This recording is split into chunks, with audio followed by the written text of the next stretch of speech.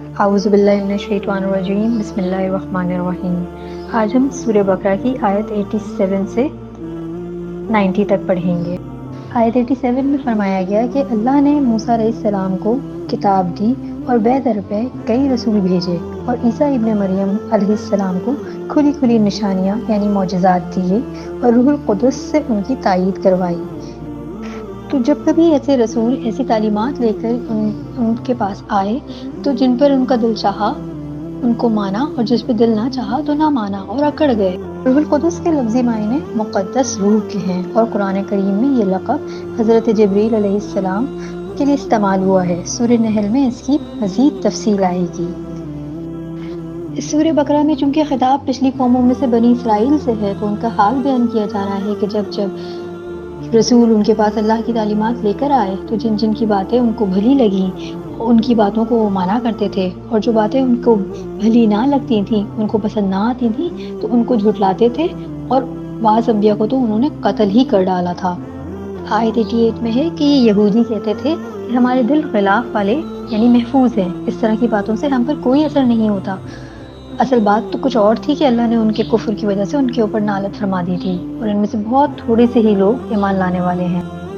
اہل یہود کو ایک گھمنڈ تھا کہ ان کے دل محفوظ خلاف میں ہیں، اور کوئی بات یعنی کوئی غلط بات ان کے اوپر اثر انداز ہو ہی نہیں سکتی، اور جب کبھی ان کو دعوت حق دی جاتی تو وہ کہتے تھے کہ ہمارے دلوں پر تو تمہاری بات کا کوئی اثر ہی نہیں ہوگا۔ یعنی وہ مسلمانوں کو طنزاً کہا کرتے تھے کہ تم ہمیں دین اسلام کی دعوت دینے کی فکر میں نہ پڑو۔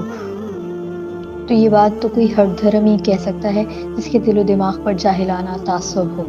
آیت 89 میں ہے کہ جب ان کے پاس اللہ کی وہ کتاب یعنی قرآن کریم آ گئی جو ان کی کتابوں کی تصدیق بھی کرتی تھی یعنی توریت کی،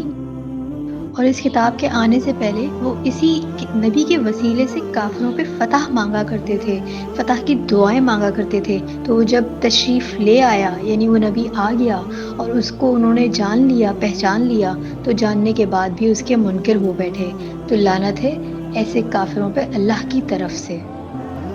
ان آیتوں کا پس منظر یہ ہے کہ نبی کریم صلی اللہ علیہ وسلم کی بعثت یعنی نزول وحی کے ساتھ ہی 90 سن کا آغاز ہوا تھا، اور 11 نبوی یعنی بعثت کے 11ویں سال لوگ مکہ حج کرنے آئے تھے۔ حج کی عبادت عربوں میں اسلام کے آنے سے پہلے ہی قائم تھی، اور ان 6 لوگوں کو رسول اللہ صلی اللہ علیہ وسلم نے اسلام کی دعوت دی، تو وہ لوگ آپس میں مشورہ کرنے لگے تھے کہ کہیں یہ وہ نبی تو نہیں جن کے بارے میں یہود ہم کو بتاتے ہیں، تو اس سے پہلے کہ یہود اسلام لائیں، ایمان لائیں، ہم ہی ان پر ایمان لے آتے ہیں۔ پچھلی آیتوں میں اہل یہود کا ذکر ہے کہ جو مدینے میں آباد تھے۔ بات کی تصدیق اس واقعے سے بھی ملتی ہے کہ ابن ہشام جو تاریخ کی کتاب ہے اس میں ایک واقعہ ہے کہ رسول اللہ صلی اللہ علیہ وسلم کی آمد سے پہلے یہودی بے چینی سے رسول اللہ صلی اللہ علیہ وسلم کے آنے کے منتظر تھے، جن کے آنے کی پیشن گوئی ان کے انبیاء کرام کر گئے تھے اور ان کی کتابوں میں تھا،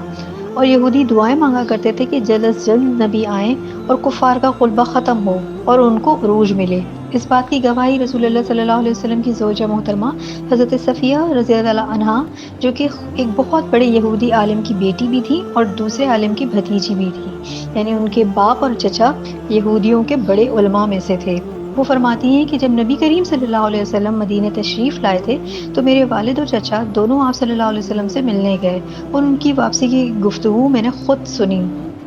اس گفتگو میں ان کے چچا ان کے والد سے پوچھ رہے ہیں کہ کیا واقعی یہ نبی وہی ہے جس کی خبریں ہماری کتابوں میں دی گئی ہیں؟ تو ان کے والد نے کہا خدا کی قسم ہاں۔ تو ان کے چچا نے پوچھا پھر تم کیا اس کا یقین ہے تمہیں؟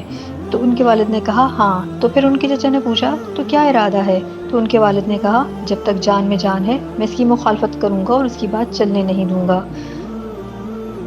اصل بات یہ تھی کہ جو یہود نبی الآخر الزماں کے آنے کی دعائیں مانگا کرتے تھے کہ ان کے ساتھ مل کر بت پرستوں پر غلبہ پائیں گے اور ان کو عروج نصیب ہوگا، مگر جب نبی کریم صلی اللہ علیہ وسلم کی تشریف آوری ہوئی تو وہ اس حسد میں مبتلا ہو گئے تھے کہ نبی کریم صلی اللہ علیہ وسلم بنی اسرائیل کے بجائے بنی اسماعیل میں سے کیوں آئے،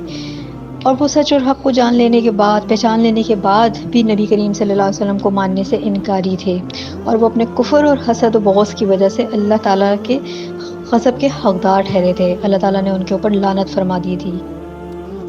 آیت 90 میں ہے کہ بری ہے وہ قیمت جس کے بدلے انہوں نے اپنی جانوں کو بیچ ڈالا، اور یہ لوگ اللہ کی نازل کردہ کتاب کا صرف اس جلن کی وجہ سے انکار کر رہے ہیں کہ اللہ کی وحی اللہ کے منتخب کردہ بندے محمد مصطفیٰ جو کہ بنی اسماعیل میں سے تھے ان پر کیوں اتری، اور ان لوگوں کا یہ چاہنا کہ نبی آخر الزماں ان کی قوم میں سے ہی ہو، مگر وہ اترے اس قوم میں جنہیں وہ اپنے آگے ہیچ یعنی کمتر سمجھتے تھے، تو ان کا انکار کر دیا، یعنی وہ اپنی مرضی سے چاہتے تھے کہ نبی ان کی مرضی سے اترے، ان کی قوم میں سے اترے، تو اس بات کو انکاری سے وہ اپنی ہی فلاح کو گنوا بیٹھے ہیں، اپنی فلاح کو، اپنی سعادت کو، اپنی نجات کے راستے کو خود ہی ختم کر بیٹھے ہیں اپنے کفر کے سبب، اپنے حسد کے سبب۔ فباؤ بغضب علی غضب، غضب بالائے غضب لے کر لوٹے ہیں، اور یہ کافر لوگ شدید ذلت آمیز سزا کے مستحق قرار دیے گئے ہیں۔ وآخر دعوانا ان الحمد للہ رب العالمین۔